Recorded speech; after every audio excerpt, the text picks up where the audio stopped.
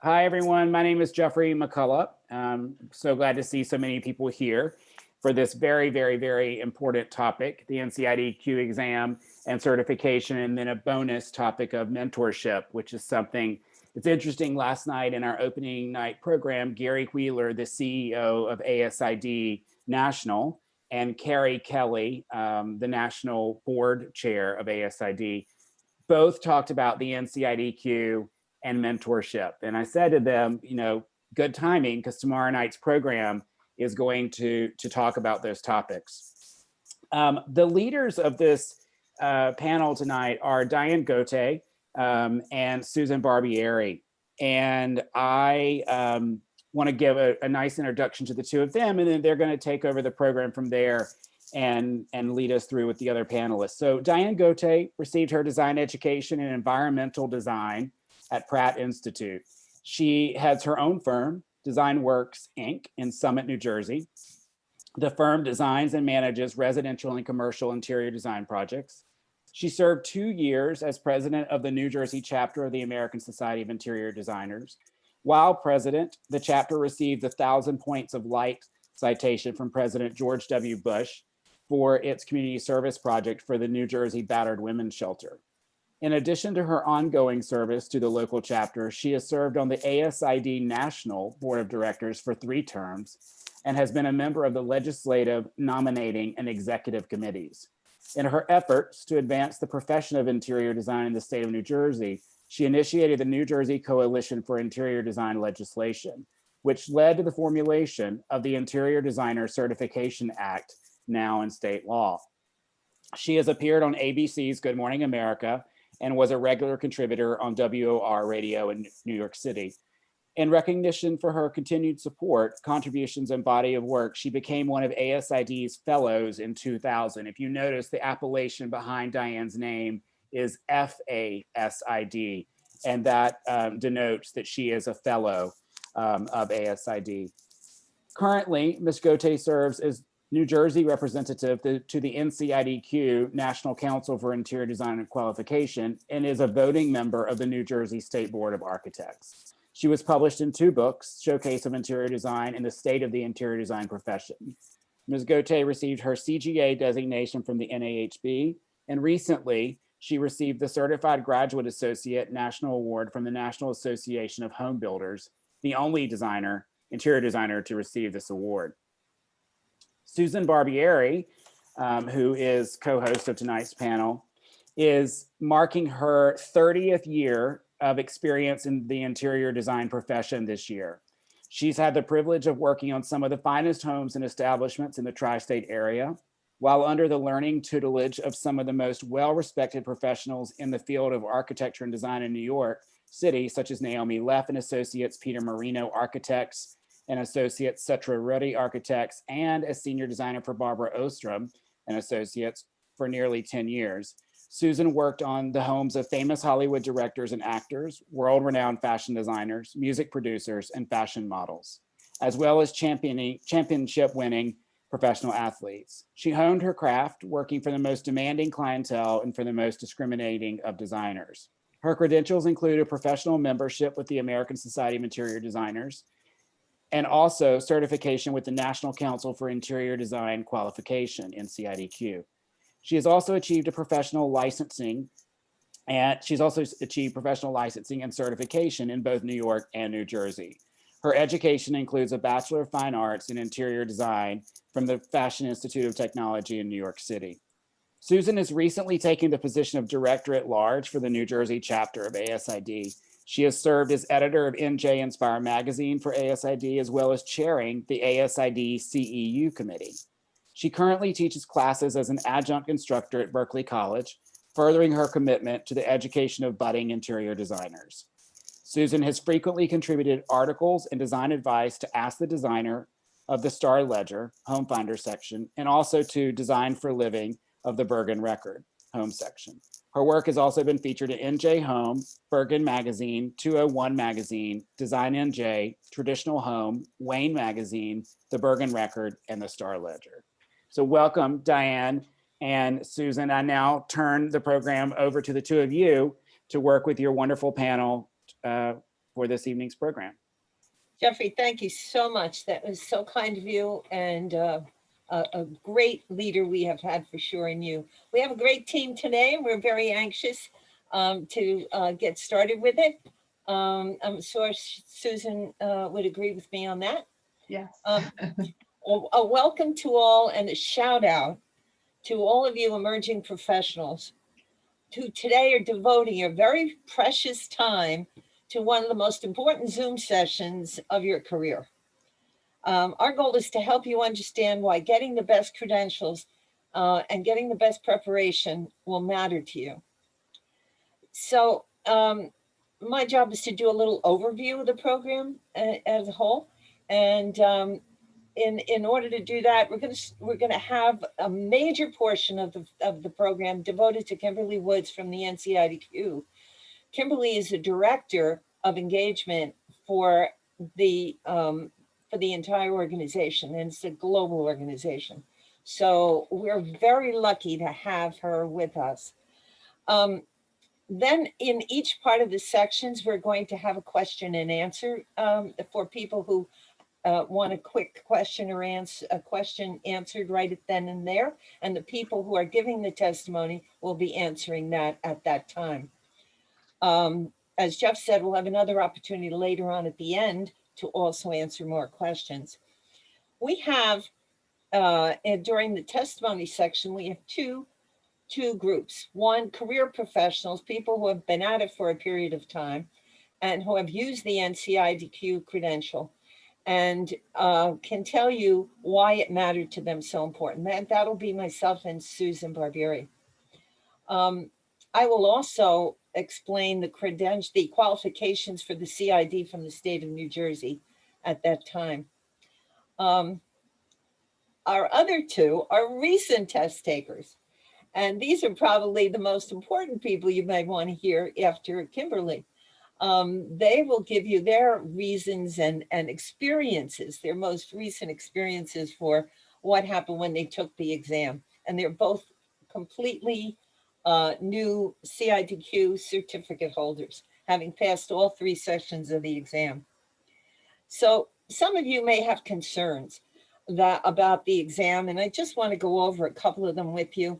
Some of you may figure you don't have enough time to take the exam or study for it. And I understand that. But if you put it off, what happens is life happens. And the more you put it off, the less time you may have in the future to devote to studying and to taking the test. So our encouragement to you is to take it as soon as you can. The other thing is people will tell us that sometimes they're afraid or embarrassed if they may not pass the exam first time around. But think about it. If you take the exam, find out what it's all about, then maybe the next time you try, you will even feel more comfortable and you will be much closer to passing. So it shows also to everyone around you the sense of initiative that you have and that the care that you really want to be a true professional. The other thing that we hear is about interior design. Is it a profession? I want to assure you that it is a true profession. It is business second to me. First, it's a profession. Second, it's a business that I happen to have. But also, it is not a trade. It is a true distinct profession.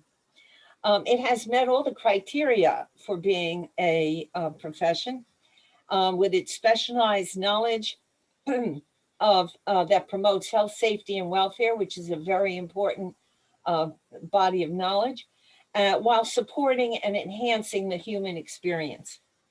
So it has accredited degree programs, it has research journals, and it has a third-party validated competency exam. Voila, the NCIDQ, which is a standard globally. So job seekers, those of you who are job seekers, why not be the best professional you can be? Your clients and your employers will want to reduce any liability and apprehension in doing their projects.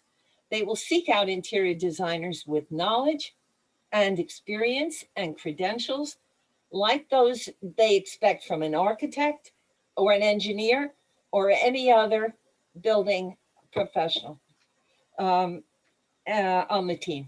We have so many of you that are looking for jobs in the near future. Okay, that's enough for the overview, and now get on to the meat of the presentation with Kimberly Woods.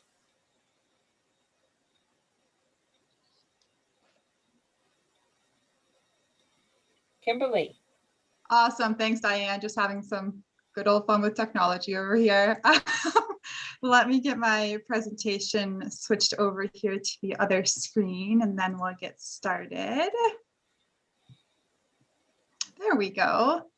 Awesome. So I am so excited to be part of this panel tonight. It's really such a fantastic event that ASID has put together for everyone to be able to hear about the exam. And then, like Diane said, hear about individuals who have been working for many years, as well as some recent test takers. It's really such a treat to have Bree and Judy as part of this discussion, just because they have recently gone through that exam experience and can really share that firsthand knowledge with you. So I have a brief presentation today, and it is going to be a very general overview of the NCIDQ exam.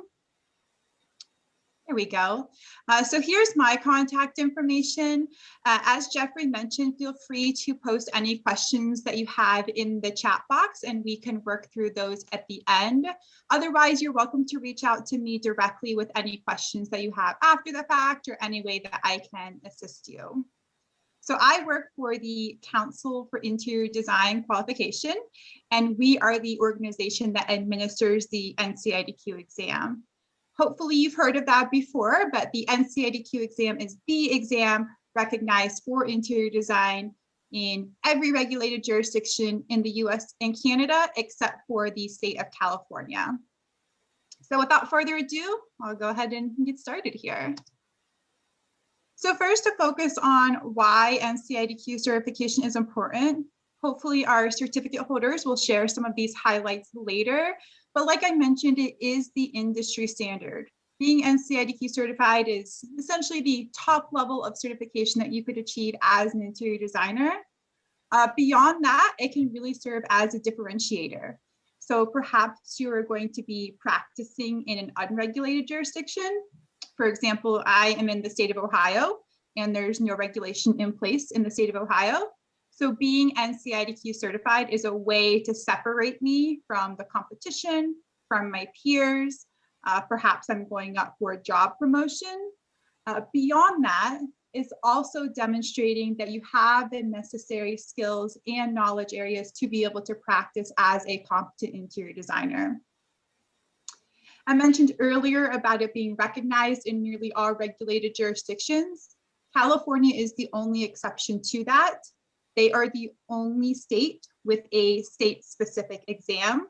Otherwise, the NCIDQ exam is the one that's recognized, again, throughout North America for licensure, registration, or certification. You can also see some quotes there at the bottom of the screen regarding some increased salary potential. Those were done through independent studies from ASID and IIDA. I've also heard anecdotally of individuals who have gotten a salary increase or a promotion. Beyond the dollar amount though, again, it is a way to demonstrate that you're taking your career seriously, sort of helping you to elevate yourself and ultimately the profession, and really giving credibility to the education and skills that you do have. So in terms of the information that I'm going to cover tonight, again, it is going to be very short, but these are sort of the high level points.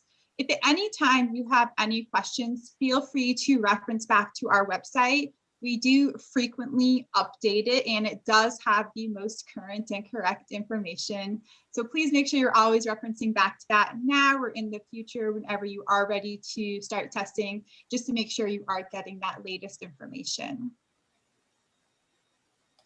So to focus first on some recent news, I'm not sure if any of you are approved and planning to test in April, but the exam is still scheduled to happen in person at Prometric test centers. You would need to physically go to the test center to take the exam. For anyone who is looking to test in April, We did recently release this spring exam policy, so just make sure you take a look at that on our website. Again, if you are specifically looking to test in April. Beyond that, some of you may be aware of these next two items. There are going to be new exam blueprints in effect for the spring exam. We do a study of the profession every 5 years to determine what those necessary skills and knowledge areas are that an individual would need to be able to practice as a competent interior designer. The results of that study determine what we are actually testing on the live exams, and ultimately what make up these exam blueprint documents that detail, again, exactly what we are testing on those exams. We are also going to have new building codes in effect specifically for the practicum exam. So previously, maybe Bree and Judy can attest to this, but they were sort of a hodgepodge of codes that were specific for the exam, not necessarily things that you would use in real practice. Going forward, you will need to understand and apply real codes, specifically those from the International Building Code. That will go into effect again starting this April. So like I mentioned earlier, if you are testing now or anytime in the future, just make sure you're going back to our website to make sure you're up to date with that latest exam information. So to go over some basic information about the exam, hopefully you are aware that it is made up of 3 separate exam sections. You need to pass all 3 in order to become NCIDQ certified. Passing one and not coming back to take the other 2 really doesn't serve any purpose. So again, you would need to take and pass all 3. The first exam is the fundamentals or the IDFX exam. That one tests on book knowledge or what you're actually learning in school. We highly recommend that you take that your final year of your bachelor's degree program or soon after graduation for a couple of reasons. First, you're sort of used to that studying mindset and having sort of a set schedule. The other thing is that information is sort of fresh in your mind. I've heard from individuals who test 10, 20 years post-graduation, and they often struggle with that exam in particular. Like Diane mentioned too, if you wait 10 or 20 years to test, life happens, your schedule's a lot busier, you have a lot of other priorities to worry about. It is up to you how you would decide to approach the exam process, but I would certainly recommend, knocking it out sooner and later to just help set your career up for greater success. Beyond that, there are the professional and practicum exams. Those both require a minimum of 2 years of work experience, and they are testing on what you're learning through actual practice. You can see the first 2 are multiple choice, so they're pretty straightforward. There is a question, 4 answer options, 1 of the answers being correct, 3 being incorrect.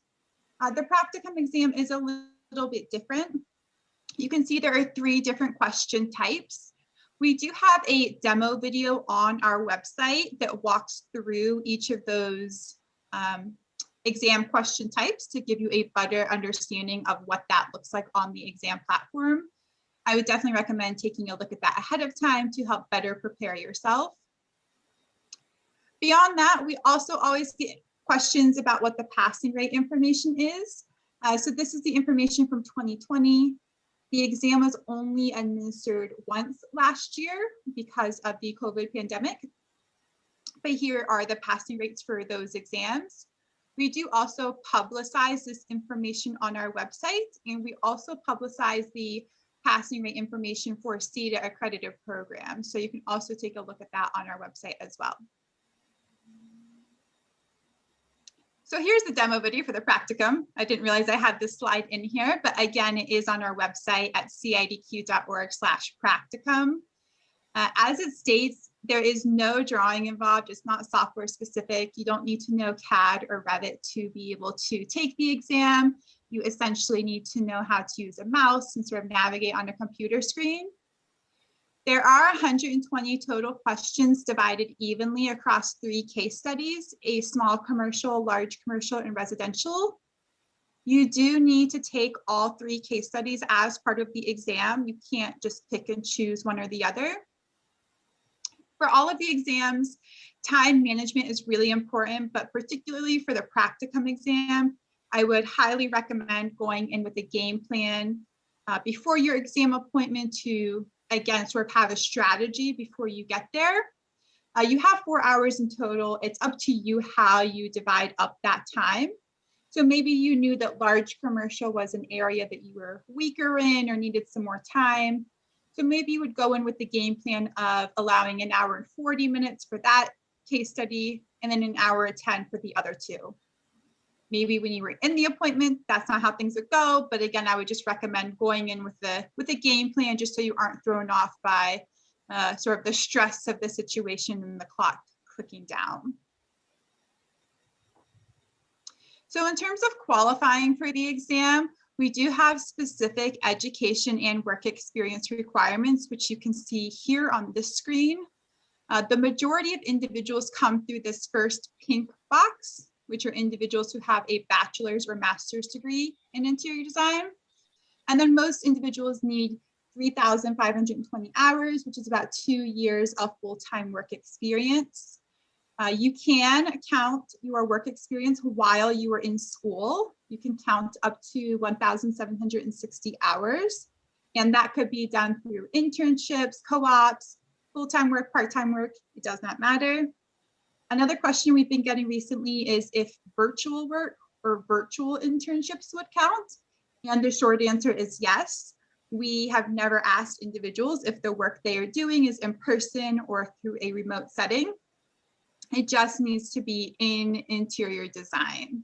So something to keep in mind. And again, that would count towards your overall work experience needed to qualify for the exam. There we go. So in terms of the application requirements, I think that the vast majority of the individuals on this call are currently students, in which case, if you would like to get started on the exam process during your senior year of your bachelor's degree program, you can go ahead and apply for the IDFX only, which is the first exam. For that, you just need to submit your school transcript and pay the application fee. Then once you have your work experience complete and you're ready to apply for the IDPX practicum, we would again need the transcript. You would upload the work form to your online account and again, pay the application fee. Alternatively, you can wait until you have both your education and your work experience complete, and you can apply for all 3 exams at one time with the same application requirements. Again, it really is a personal decision in terms of when you would choose to pursue taking the exam. We have people that come through both options, and again, at all different stages in their career. So just keep that in mind and make sure to do what works best for your situation. So looking at the dates and deadlines, anyone who applies now until the end of July would be eligible for the fall exam, which is during the month of October. For those who are already approved, the spring exam is in the month of April. So it's April and October each year. Applications are accepted all year round. It just depends on when it's submitted in terms of when you would first be eligible to test. The exams are offered at Prometric test centers around the world. The same exam you would take in New Jersey is the same one someone's taking in Oregon and the same one someone's taking in India. It does not matter. It is the exact same exam and again, is not state specific. So talking about the fees here, this is set up into 2 separate sections, just like our application page was a minute ago. Generally speaking, these application fees are one-time fees. For the IDFX application, this fee is good for 4 exam administrations or 2 years. That's how long you would have to take and pass that particular exam. And then when you would apply for the IDPX and practicum, that application would be valid for 10 exam administrations, which is about 5 years. Or alternatively, you can apply for all 3 at once, and that application fee is good for 10 exam administrations, which again is about 5 years.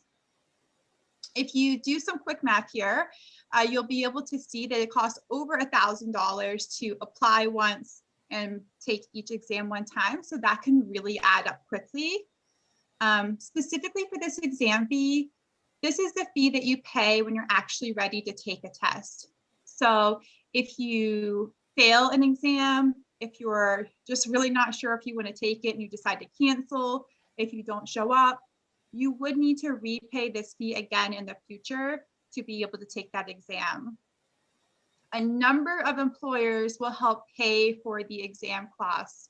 So I really encourage you to have that open communication with your employer. Many times they'll reimburse the costs after the fact, so after you pass the exams. Others provide stipends to purchase study materials, or they might give you time off to take the exam without taking from like your vacation balance, for example. So just really have that conversation with your employer. You know, they're very supportive of you doing well, and ultimately it's going to help the company succeed more. So something to keep in mind as you're looking to help offset some of those costs. So in terms of studying for the exams, this is probably like the number one question that we get. And again, it's really great that we have Judy and Bree on the line. And I know there are some other topics later talking about some study resources. But from CIDQ's perspective, we do not recommend or endorse any study guides, books, materials, apps, flashcards, workshops, anything that's out there. Those are all produced by independent third parties that are not associated with us. So it's really up to you to do your own due diligence.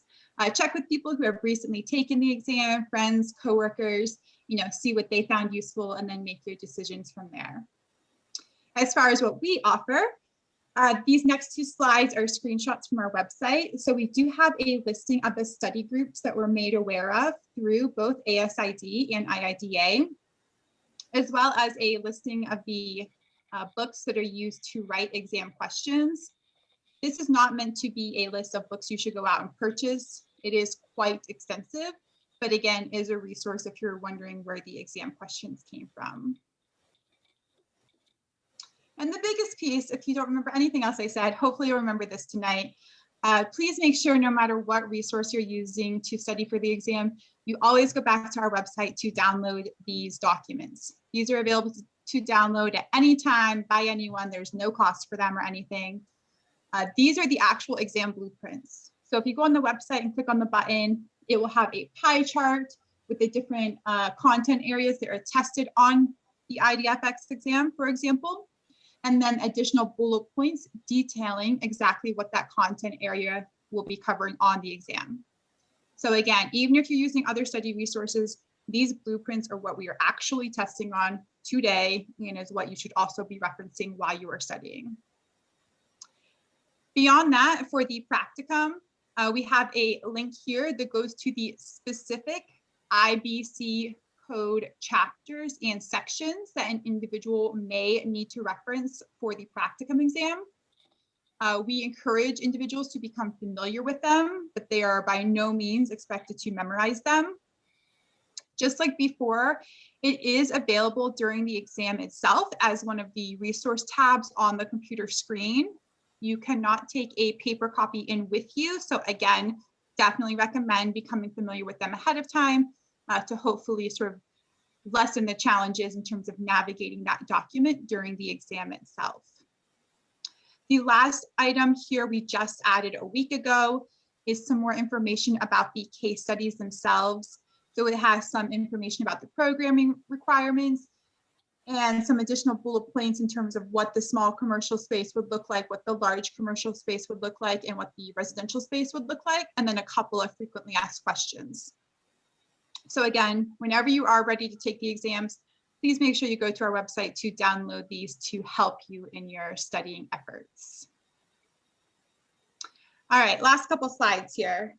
So some of you may be aware, but the regulation for interior design varies across the US and Canada in terms of what you are and are not permitted to do, both just today, like myself, or as an actual practitioner. We have this map on our website that goes through that some more.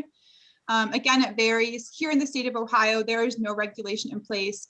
There is nothing preventing me today from calling myself an interior designer, practicing interior design, things like that. In other jurisdictions, in order to practice interior design or call yourself an interior designer, period, you have to be licensed with that jurisdiction.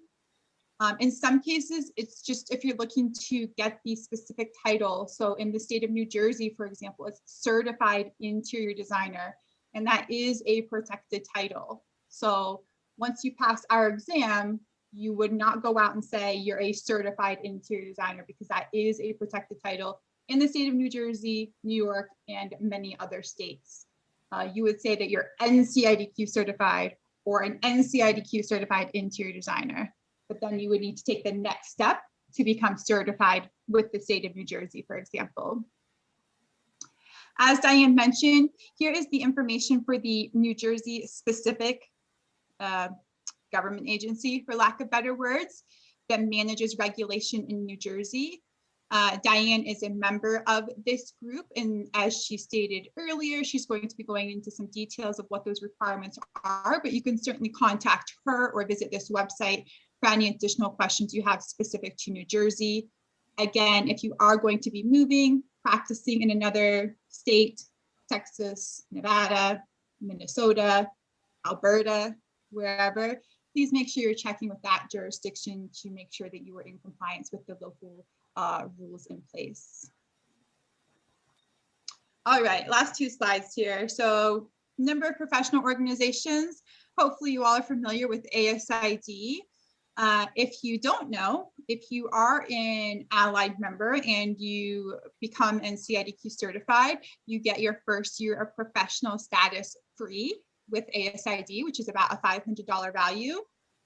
I mentioned earlier, both ASID and IIDA, a number of the chapters have study groups, both for the spring and fall exams. Oftentimes you can participate even if you are not a member. You might have to pay an additional fee, but just something to keep in mind if you would be looking for that sort of support going forward. If any of you are involved with IIDA, they also offer a scholarship to reimburse some of the exam costs, as does IDC, the Interior Designers of Canada, who also have study groups. If any of you ever do end up in Canada, things are done quite differently up there in terms of regulation. Interior design by itself is a protected title across the country, and each province has its own association that funnels up into IDC. So again, things are done differently there, a little more strict, but something for you to keep in mind if you would ever end up there. And the last thing, again, my contact details. I think there might be some messages in the chat, even though I can't see them. Feel free to reach out afterwards if there's anything I can help you with a week from now, a year from now. And I also want to mention, for those of you that are students or the educators on the call, we do offer the opportunity to request a discount code to provide to students to help save on the IDFX application fee. There is no cost to the teacher or the school to request the code. So if they go unused, or if it's just a single student that's asking for it, no harm, no foul. The application fee is $95. The discount is $45. So the student only pays $50. So again, a little bit of savings that can certainly help out in the long run. So that's all I had for my presentation today. Maybe I'll see, I don't know, Jeffrey, if you're manning the chat. Yeah, Kimberly, I have some questions for you that are really important questions that come up from students all the time. Awesome, I'm ready. I think it would be very good for you from CIDQ to answer these directly. Sure. Speaking about work experience and the required work experience, there are two people who have actually asked questions about this. So one is, if we have work experience while in school that we are going to include in the total work experience hours, should we get the work experience form filled out at the time of internship? Or what happens if you didn't do that and now you're just learning for the first time? How do you go back and get credit for those work hours? That's question number one. And the next question that's very much associated and connected is, what exactly is considered work experience toward the exam hours? For example, would a job in a place like Home Depot or Sherwin-Williams, I have a student who works for Sherwin-Williams Paint Company, or a furniture store like Ethan Allen, what are CIDQ's requirements for this work experience hours qualification? Sure. So to answer the sort of internship question first, or maybe you've already finished working at a place and you're not sure like what to do. The work form itself that we require is a 2-page work form, and it should be completed when you are done working at that place. So if you are currently in an internship and you're not going to be done working there until May, for example, then sure, at May, go ahead and get the form filled out, keep it in your records so you have it ready to go. Or if you're not going to apply until 2 years from now, then you can always go back to that person and get them to sign off on at that time. Currently, it is not like an ongoing log. And so if you filled it out a form today, you could only count hours worked through today, because I don't know if you're actually going to work there until May.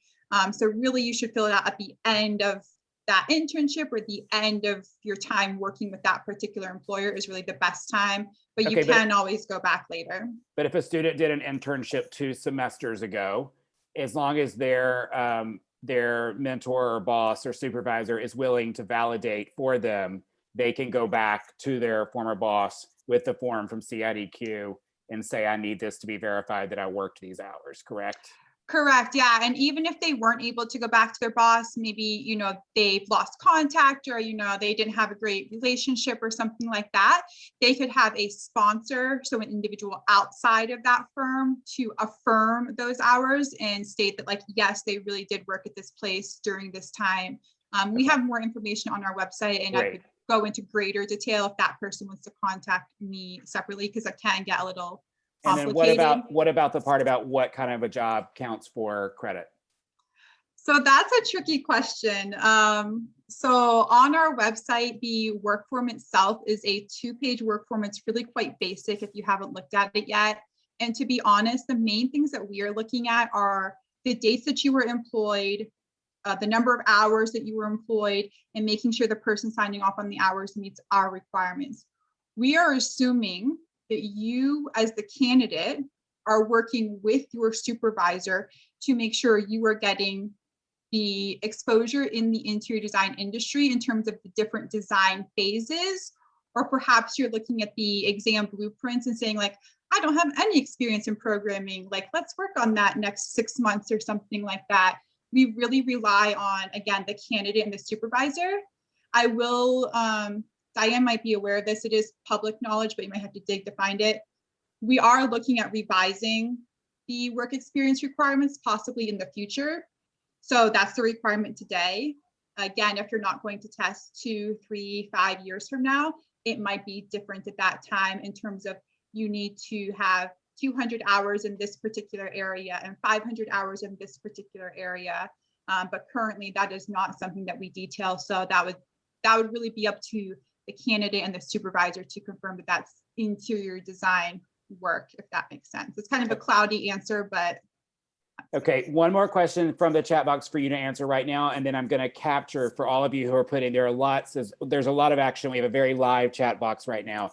I'm going to capture all of them, put them in a Word doc that I'll send to Kimberly for answers, but there is an important one that's being asked right now that I'd love for you to answer live. Sure. But I think a lot of students have the same question.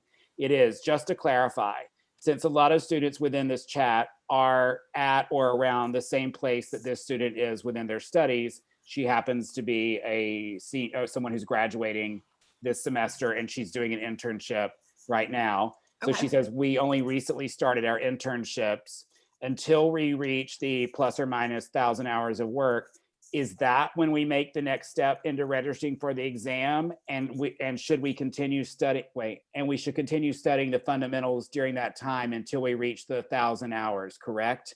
So basically what she's asking is she needs to wait until she finishes the internship, correct?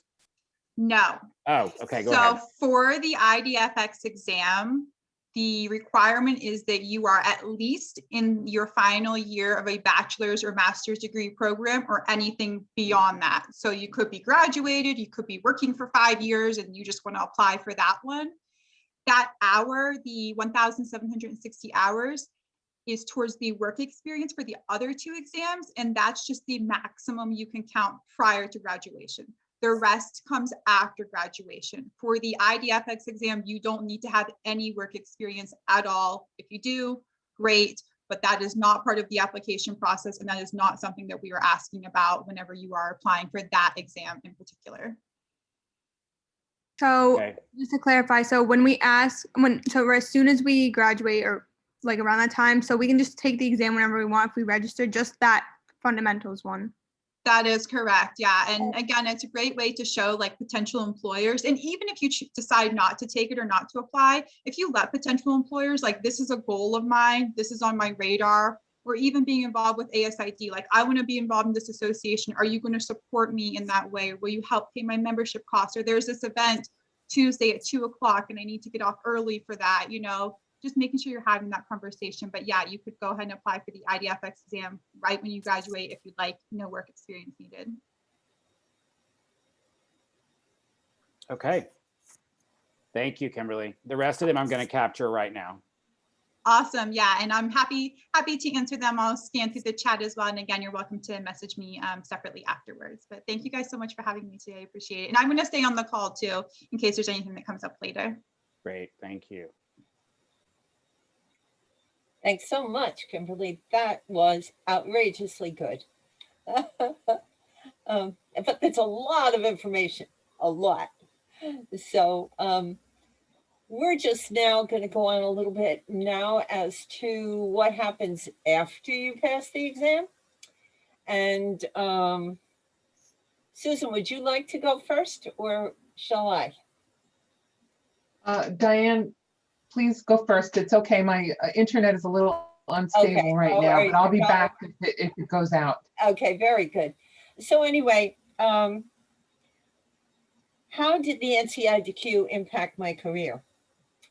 It was very important to me to pass that exam before I almost did anything else in the field of interior design. So that was the first thing I did. No job. I went out and got the, started the exam as soon as I got out. I took and passed all 3 parts. After studying for 6 months, I did devote a lot of time, very serious amount of time, to studying for 6 months.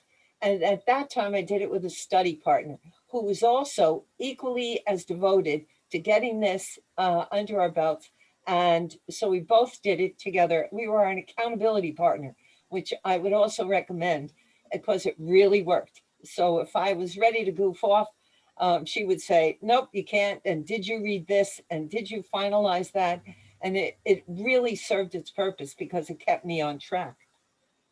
I only really wanted to take it once. So I really devoted my entire life to getting that done. And so it happened. I was lucky. My first job was with an architectural firm where I learned the construction document process. Beyond the work I did at the university, which we also had lots of drawings and we did it, came as close to the construction document process as the university could. But beyond that, watching the construction document process in person and in the office was essential. And it gave me enough a perspective on what should occur and how the process should develop that has helped me throughout my career. I would recommend starting with an architectural firm because it was so good for me. It gave me practical experience because while I was doing that job, I got to go out on job sites. And during the job sites, I would see the work that we were drawing actually come to alive and be put together. What it made me pay attention to was the health, safety, and welfare of the people that were going to be living or working in those environments, and the health and safety of the people doing the work to get that done. So it was such an important part. The health, safety, and welfare, was an essential part of my learning. The Ncidq exam also gave me a confidence that I needed, right? During my further career, I started my own independent firm. At that point, I had a partner, and now I'm an independent practitioner with employees, but we just chose to work on several different kinds of projects, commercial as well as residential. So we did schools, restaurants, retail stores, medical offices, corporate headquarters. In each type of project, the health, safety, and welfare was foremost, and the codes were incredibly important to follow. The codes change every few years, so you really have to keep up with those. And then recently, the most recent aspect of this whole thing with dealing with the NCIDQ's preparation and the health, safety, and welfare was that I worked with a hospital healthcare researcher on a grant to help homeowners trying to put together healthier homes using the well principles, and helped out with acoustics, air quality, thermal properties, surface materials. So really the NCIDQ, with its emphasis on health, safety, and welfare, helped me out even now during COVID and well into the future, I'm sure. So now let me tell you a little bit about the CID. As Kimberly said, once you pass the NCIDQ, that is like opens up a whole prospect for you. In New Jersey, the CID is one very important part of the prep of the things you need. You need 3 E's. You need your education, you need your experience, and you need your exam passed. So the state has a certain specific diversified interior design experience they want you to have, and they have a number of years. It's a total of 6, so that if you have a 2-year education, you need a 4-year experience. So it's a total of 6 years. You have a 4-year degree, you have a 2-year experience, a diversified interior design experience, and then the passage of the exam. So the CID is a protected title. You can't call yourself a certified interior designer in the state of New Jersey unless you have gotten that certification from the state. It is the highest level in the state for the practice of interior design, and it's to protect the citizens of the state. Education, experience, and examination. So the passing the NCIDQ is really your stepping stone. And there are hundreds of designers in New Jersey, as well as architects, who are called CIDs. And I'm going to pass that there is a website, the New Jersey Consumer Affairs.gov/INT is the particular website to get your application and to find out more about the CID. We will have some more information as a follow-up with all these links for you, should you have more information. And now I'm going to pass it on to my most venerable colleague, Susan Barbieri, who is going to tell you about her experience. Susan is presently a member of the ASID Board of Directors. Susan? Thank you, Diane. Hi, everyone. I saw some familiar faces out there, which is really nice. My name is Susan Barbieri, and I'm a professional member of ASID, and I'm also the current director at large for our chapter. I've been practicing both residential and commercial design for the past 30 years already, and I'm also an adjunct instructor at Berkeley College. So I'm here today to just share my personal journey in becoming a certified interior designer, and hopefully encourage each of you to pursue your own certification in our field. My career began in the late 1980s when I attended the Fashion Institute of Technology as an interior design major. And throughout college, I worked on a part-time basis for 2 different architectural firms. So although I had learned about the NCIDQ exam in school, and was interested in obtaining my certification, it wasn't until I began planning a restaurant at one of these firms that I truly realized how important it was to consider the health, safety, and welfare of its patrons. Their safety and comfort had to be first to consider, with visual appeal a close second. After earning my bachelor's degree, I spent almost a decade working in New York City for several different architectural firms. And I loved working in the city. I learned so much from each of these talented professionals that I worked for. I worked on retail stores, restaurants, commercial office spaces, private residences, and even a jet plane. So it was hard work, but really fun, very rewarding. And as I gained knowledge and experience throughout these years, I began preparing to take the NCIDQ exam. Diane mentioned she spent 6 months studying. I did as well, every night. And most of my employers had stressed the importance of passing the exam to strengthen my career options. So I want to point out to you all that many firms, especially in New York City, will not even consider hiring or promoting an interior designer without certification and a critical understanding of health, safety, and welfare issues. So it's very important. Finally, after many months of studying, I took the NCIDQ exam, and thankfully I passed all 3 sections on my first try. In 2000, I achieved my certification, and then soon after, I obtained licensing first in New York and later on in New Jersey. I felt very empowered as a young woman in advancing my career. I did spend the next decade after that working closer to home for a wonderful residential designer here in New Jersey, and eventually moved up to a senior design position. And then in 2008, I had young twins at home, and I decided to take the risk of starting my own interior design business so that I could juggle my responsibilities a little bit more freely.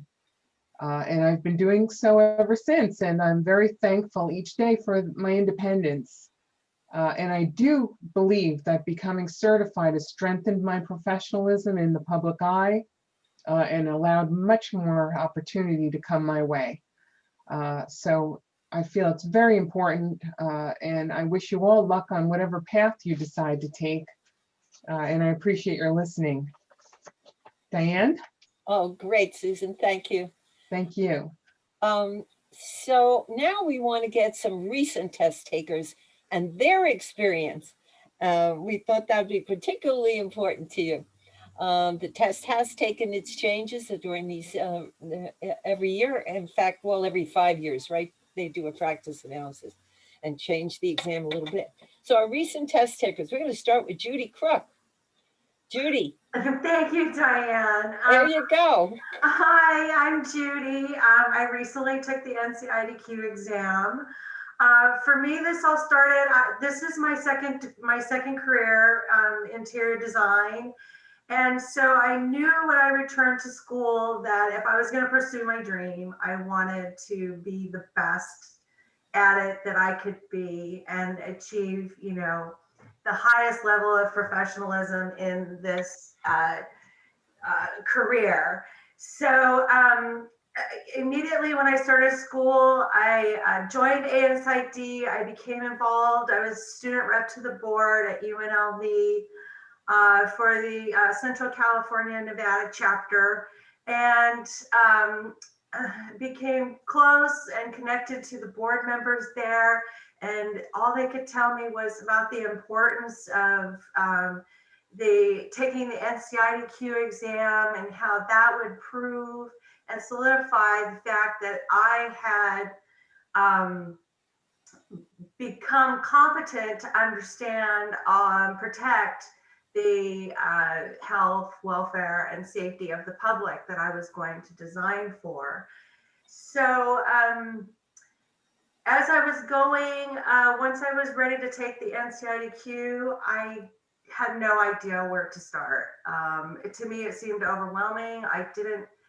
I didn't know, I knew I had to know everything, but I didn't know where to start or how to organize the information to study it. So through my research, I found Practice. And also at that time, a former classmate of mine had recently used the Practice program and had become successful in passing her first exam, the IDFX. So in using the Practice, I took my IDFX first. I think that was 2016. I found it to be very helpful. It kept me organized and on track throughout my studies. Yes, life does get in the way.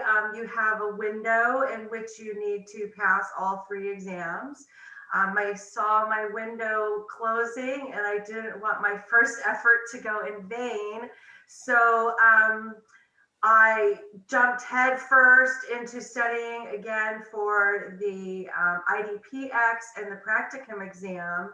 I went back to the Practice platform. I found it to be extremely helpful over the course period.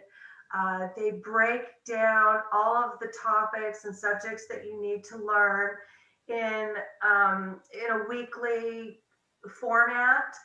However, I did study on a daily basis, and not every day. You can have a day off, but I found that by studying daily, I actually studied for 6 months in total, that I was able to absorb small amounts of information at one time, which really helped me to retain all of that information.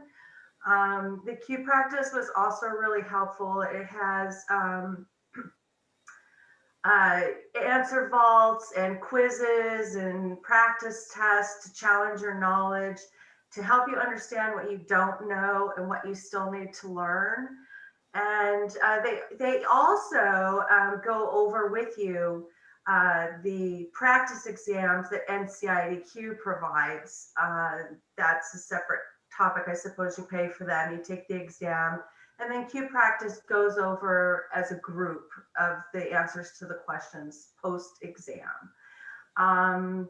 And my experience with Practice I found really helpful is I felt like I had a teacher and a study group right with me all the time in the convenience of my own home or on any device. If I was commuting to the city on the bus, it was right there for me. I found all of the people that work at Practice to be extremely prompt and helpful in answering any questions that you might have.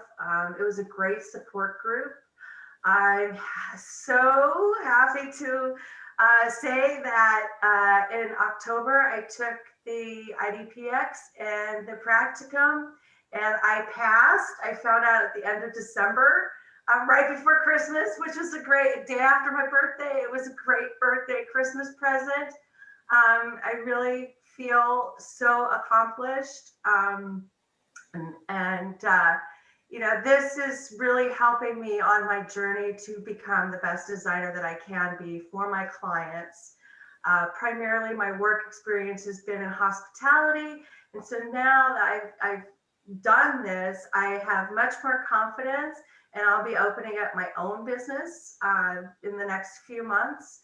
And I'll be able to, like everybody's been speaking about, what Diane mentioned, is differentiate myself from the competition and also provide my clients with this peace of mind, confidence, and sort of promise and commitment that I've made to them to protect them, to make sure that they're safe, that no one gets hurt, and it's all successful. So I'm really excited about it. I encourage everybody to do it. Kind of on a little bit of a side note, I feel like before I did this, I would go out into the world, I would say, oh, I'm an interior designer. And the guy at lunch would say, oh yeah, my wife, she's an interior designer too. She is great about picking out furniture. and putting it together. And literally, she had no education or training whatsoever. And so I feel this is just another way to differentiate ourselves for all the hard work. I mean, it's a hard profession, what we're doing. The schooling is really hard. We have to know so much information. And there's so much, it's so important that we know what we're doing. And it sets us apart from the interior decorators of the world. And it gives us something to tell the clients and give them confidence and comfort. Well, thank you. That was super. And Diane, hey, it's Jeffrey. I just want to jump in and clarify. There's some chat box action that I'd Okay. like to get clarification on.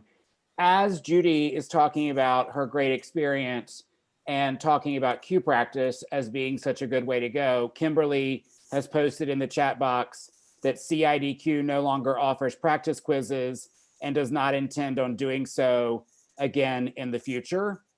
And so we've now got students saying, you know, bummer about that.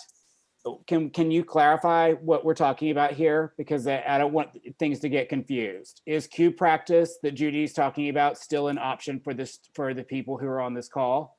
Yes. Yeah, so Q Practice is a separate entity. CIDQ, us as an organization, used to offer practice quizzes that were given on the exact same platform that you would take the real exams. The board made an executive and conscious decision last year to stop offering those because it's not our job to administer the exam and then tell you how to pass the exam. So those went away November 24th of 2020. And so again, CIDQ is totally out of the practice quiz business. Okay, so we got that cleared away. But Q practice, which Diane is a big advocate for, and we know has been successful for some of our members in the past, is still an option that is very much viable for you, Nadine, and others who are asking about practice tests, correct? Yes. Great, awesome. Thank you for the clarification. thanks, Jeff. Thanks, Kimberly. Our next recent test taker will tell you a little bit more about Q practice and her experiences also taking the exam. How about you, Bree? Bree has been working for an architectural firm for the last, what was it, couple of years now, Bree? Yeah, 2.5 years. Okay, take it away. Sure. Victoria, can you actually stop sharing your screen? Because I actually want to be able to talk to you guys. Of course. Perfect. And also, Judy, thank you so much for all of that. Judy and I had a very similar experience in Q practice and everything, and she hit on a lot of things that I was going to talk about. So well, stay tuned with that. So hi, everyone. My name is Bree, and I'm an NCIDQ certified interior designer with KSS Architects. Our office is located in Princeton, but obviously I'm not in Princeton. I'm in my bedroom in Red Bank. So thank you to all for joining today. I hope you gain a lot from this session. You've heard a lot of great information, and I know it's kind of overwhelming, but it's definitely a lot of great information this week and all of the other events. So thank you all for attending. So I'm going to tell you a little bit about my journey, and I'm going to take you back to when I was in college, which was not that long ago. I graduated from Virginia Tech in 2018. And part of my journey is when I was at school, I was a student ambassador for the interior design program. And as being a student ambassador, part of my job was to take prospective students and their families on tour throughout campus and to tell them about the interior design program.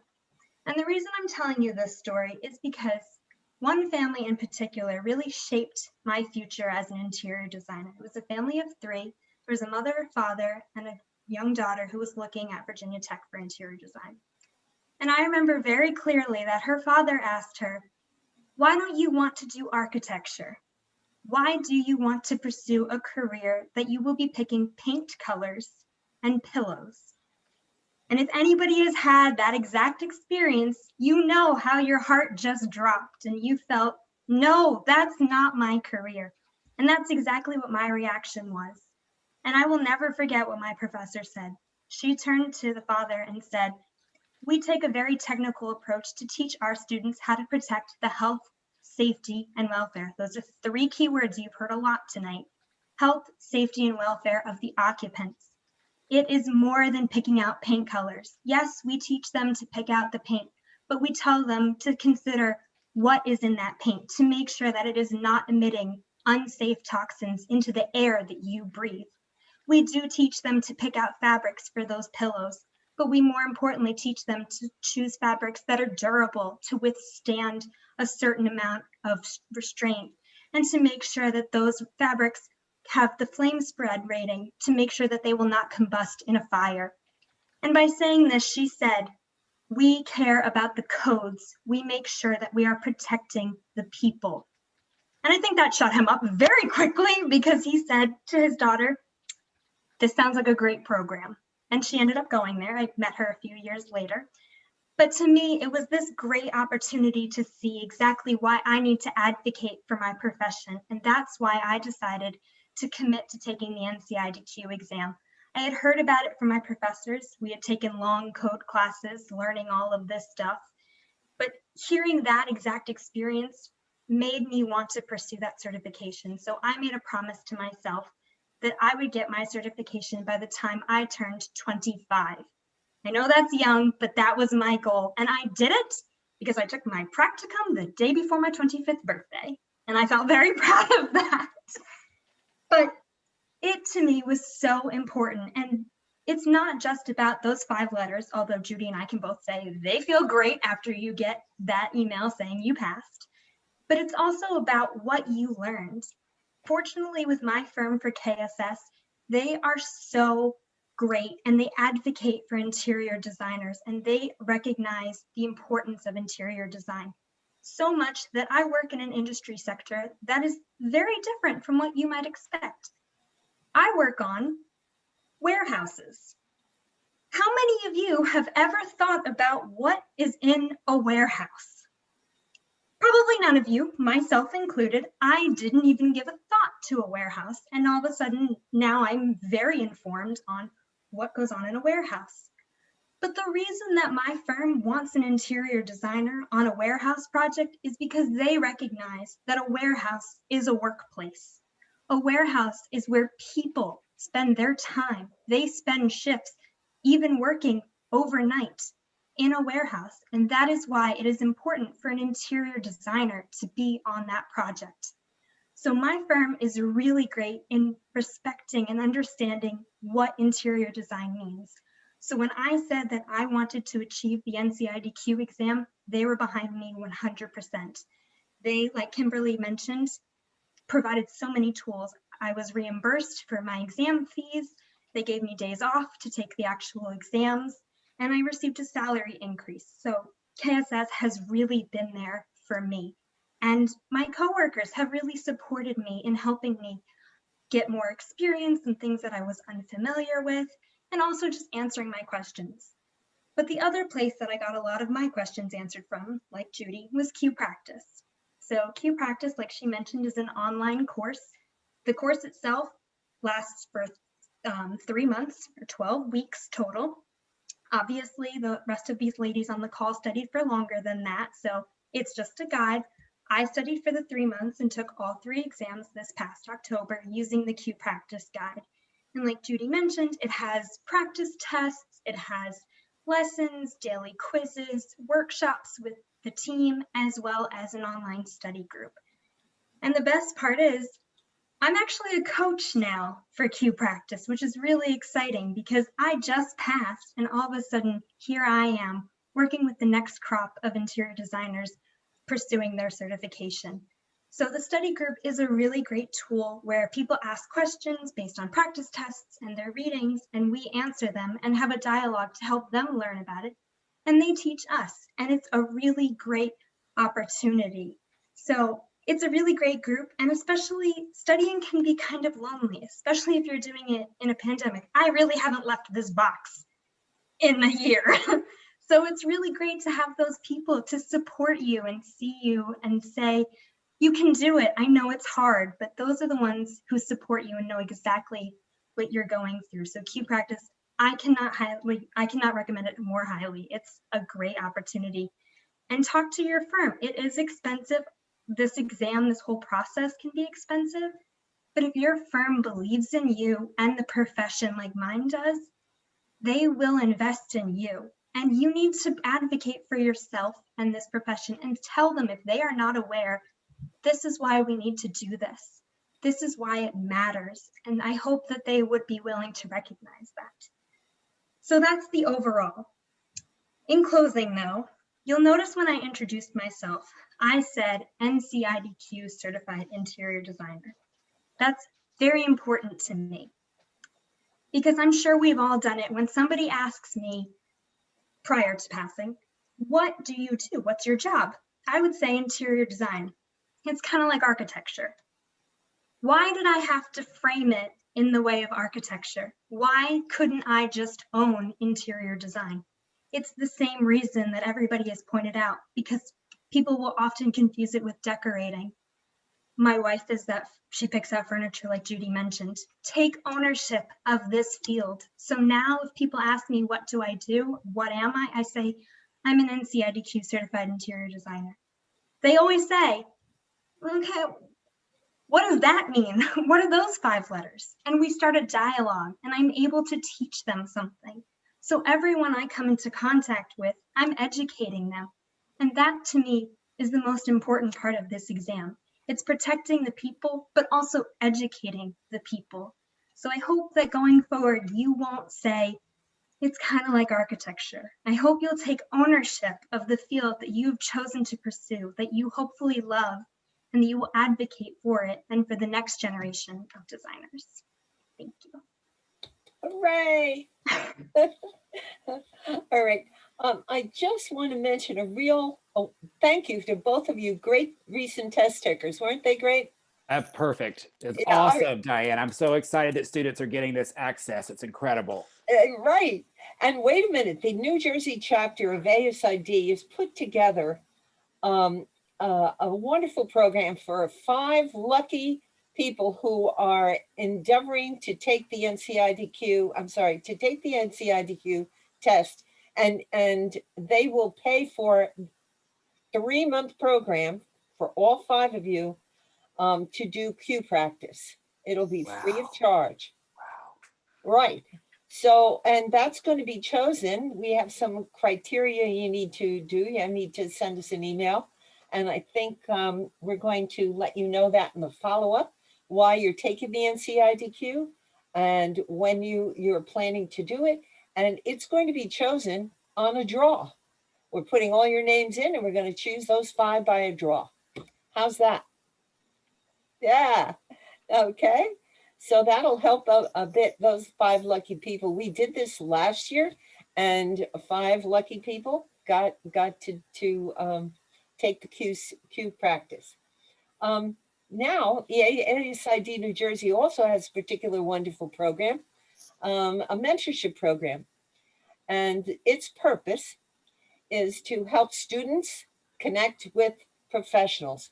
Those of us who've been in the career and done all kinds of work, students can benefit asking questions and find out what projects these professionals are working on, and it may benefit them as a relationship as well, and help them build knowledge and confidence. So my very special partner in this is Victoria Edblad, who is recently nominated as student rep to the ASID board. And she's been so helpful in establishing this mentorship program.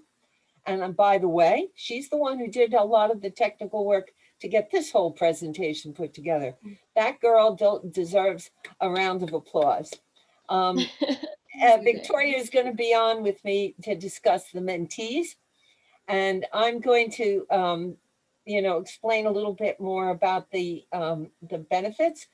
So I'm going to put together, several of us will put together professionals in varying fields of interior design, hospitality, healthcare for sure. And so we're going to have those mentors available to the mentees who sign up for the program. You're going to learn experiences from those practicing. You're going to increase your confidence in the field of interior design, and you're going to get a sense of direction. My great partner Victoria and Vlad is now going to tell you about the details of the program. Yes, so we do have some both recommendations and requirements for the meetings. First of all, we do recommend you to have meetings about twice a month, preferably on phone, especially now with COVID and everything. But this is also something that you, the mentee and the mentor, would discuss together, whichever way would works best for you. And the amount of time that we also recommend would be about 10 to 30 minutes. But sometimes you might have more to discuss and you want to do even more than 30 minutes. Maybe sometimes it would be less if you don't have that much, but those are some just recommendations. We do require you guys to do 6 meetings and a minimum time limit of 3 months. But as for the amount of meetings, maybe sometimes you do want to do less than 10 minutes, and you go into it feeling like you don't have too much to talk about just for that one meeting. But I can assure you that once you start talking, there will definitely be things that would come up. And that kind of brings us to the second part here of preparing for the call. We really, recommend you guys to prepare for the call in advance.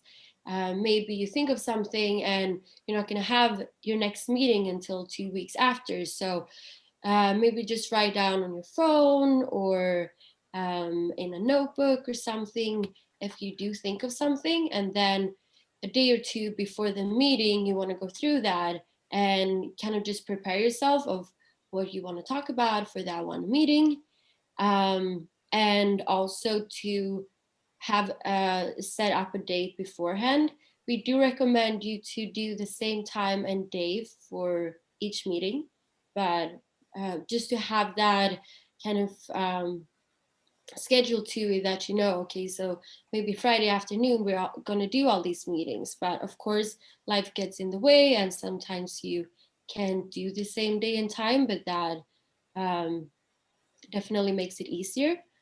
And so during the meeting, you want to discuss these questions and your goals and to kind of just help you to move forward. This is for mentees and to help you look forward in what you can do in the future and what you have done good in the past weeks since you talked last.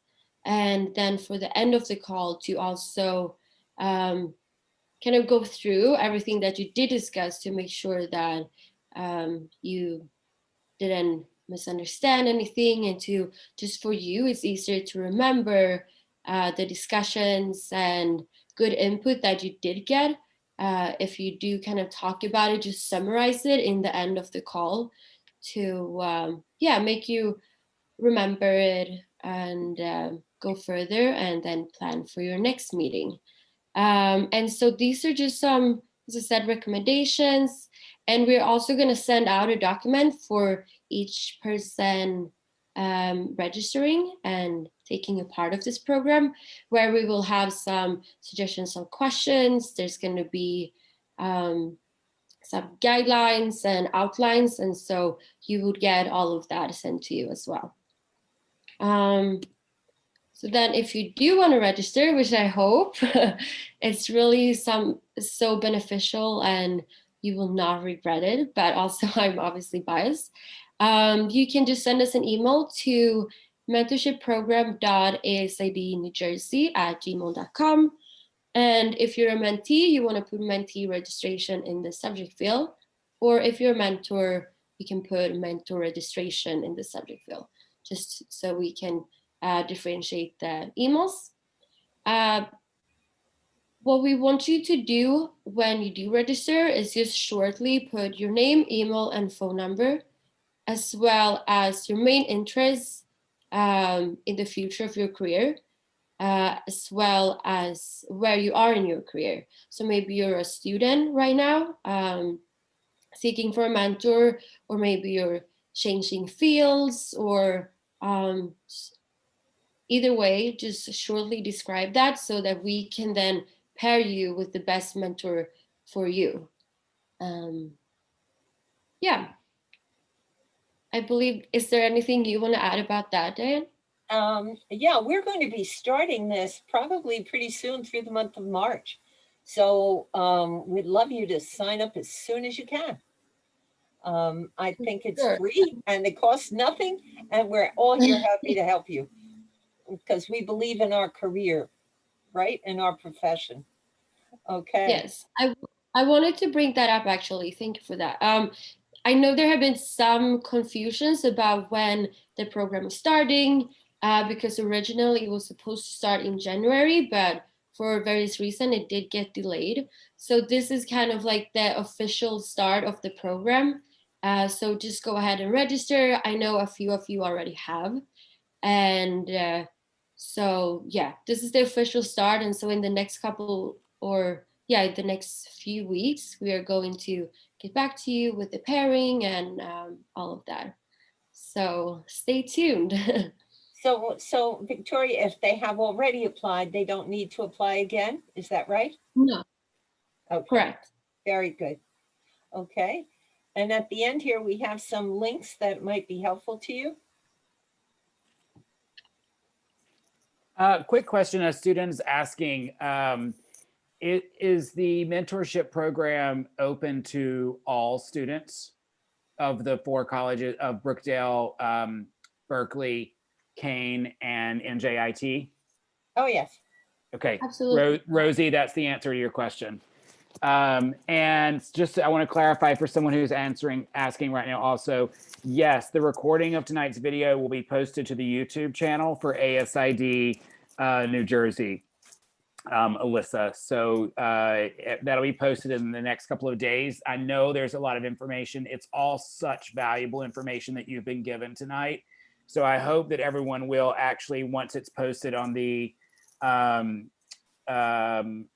YouTube channel for ASID New Jersey, I hope those of you who are interested in these topics will take the time to go back and review it. So much value. This is one of those programs that I wish we could have every 6 months. It's so amazing. Okay, I'll stop being a cheerleader and hand it back to Diane. No, you're a great cheerleader. We're so happy to have all of you devoting your time. And if there are any other questions, we're going to follow up, as Jeff said. So I think we've even finished up 5 minutes early.